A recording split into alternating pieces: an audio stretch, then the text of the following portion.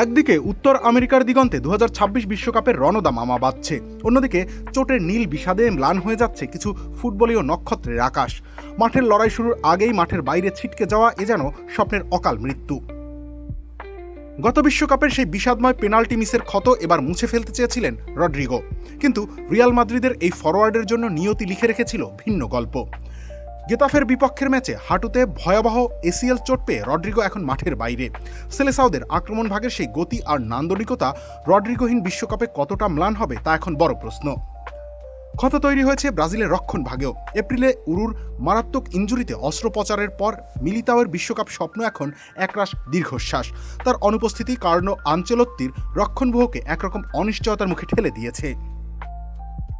লিভারপুলের জার্সিতে 17 গোল করে যখন আগামীর সুপারস্টার হওয়ার বার্তা দিচ্ছিলেন হুগো একিটিকে, ঠিক তখনই সব ওলটপালট হয়ে গেল।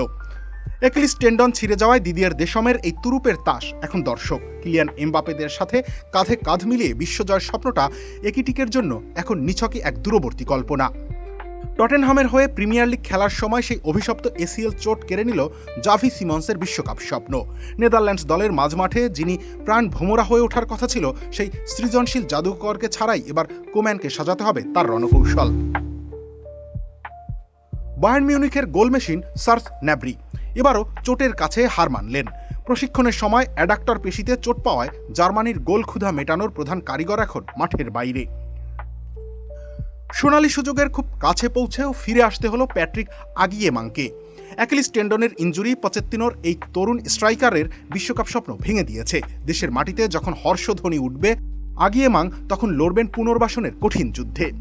মেক্সিকোর গোলপোস্টের নিচে যার থাকার কথা ছিল অতন্দ্র প্রহরীর মতো, সেই লুইস মালাগনও আজ ইনজুরির কাছে পরাজিত।